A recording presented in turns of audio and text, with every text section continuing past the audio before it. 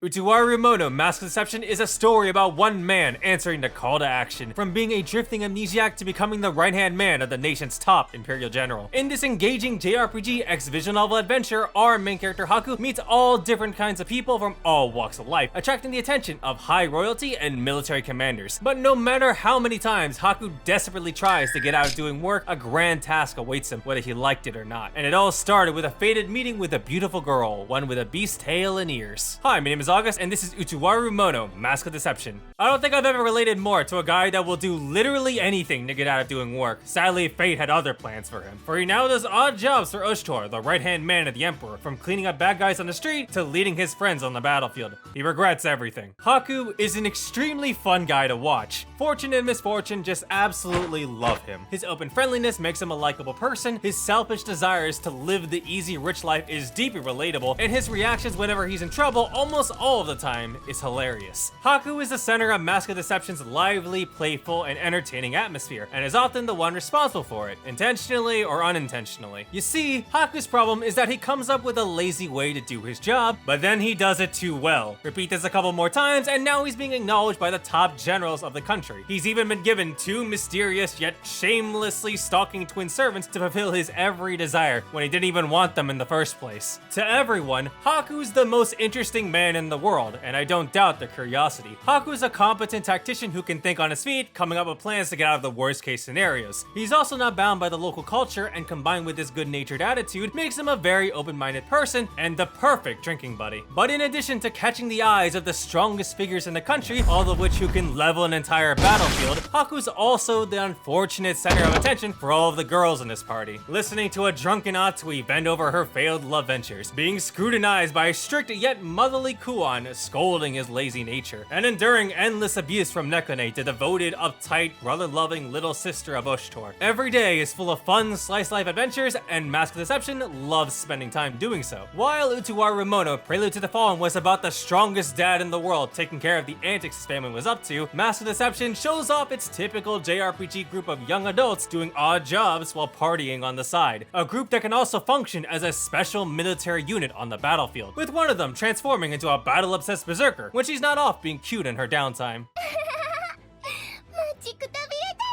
The gameplay in Mask of Deception is tactical turn-based RPG combat. Through proper positioning and precise reaction events, you can do more damage to enemies. You are offered multiple offensive and healing options to choose from, and each option has its own individual actions which can apply a variety of different effects. Besides your active options, characters gain passive abilities, most of which can spice up gameplay and drastically change how you strategize. From being able to attack and heal in the same turn, to stopping enemies from moving, to even blocking damage altogether. There's a lot of variety. It's a system that looks simple at first, but gets complex as you unlock more tactical options. And that's going to be important because while normal difficulty is easy enough, I decided to play on hard difficulty, and oh boy, it's rough. Because by the last couple of fights in the game, I was clenching my ass, hoping to God my party members didn't get wiped off at the face of the map. I fear every hit, for I will die if I don't. And yet, I actually think it's the right difficulty to play. It makes things a lot more fun, engaging, and challenging in my opinion. But it's not the main draw of Utawarerumono, as a huge portion of the visual novel is focused on its fantasy story narrative. All the characters introduced are interesting and unique, as they develop great relationship dynamics and create hilarious / heartwarming slice-of-life moments. However, it doesn't shy away from its serious aspects either. Both the troubling political dealings behind the scenes and the deeper mystery about the true nature of this world. It's a good blend of both sides as Utawarerumono pushes forward with its grand story. The only major issue I have is that the cast's character development is lacking as a result, the only exception being Haku, who had to get off his lazy ass. But there's a reason why, because Mask of Deception is only one half of the full story. For a quick history lesson, Mask of Deception is the second installment in the Utawarerumono trilogy, the first being the original Utawarerumono and the third being Mask of Truth. Utawarerumono was originally published back in 2002, but then later got a remake called Prelude to the Fallen after Mask of Deception and Mask of Truth's release. If you are curious about my thoughts about Prelude to the Fallen, I have a dedicated review for the game you can check out. In conclusion, Utawarerumono Mask of Deception is only one half of this grand narrative, with a wild unrevealed, pivotal cliffhanger, the ending of Mask of Deception is the climactic turning point for the series, where the fun and games stop and war looms on the horizon. From the lush, beautiful background visuals to its attractive character artwork to the emotionally wide-reaching feudal Japanese soundtrack, it's a fun, story-driven fantasy JRPG with lots of potential energy carrying itself into its second half. I've documented my entire first experience playing this game through, and it is an enjoyable ride, both full of excitement and entertainment, and it's only the first half. Utawarerumono Mask of Deception gets a 5 out of 5 from me. Follow me on Twitter for more of my thoughts on visual novels, and I'll see you on the next video.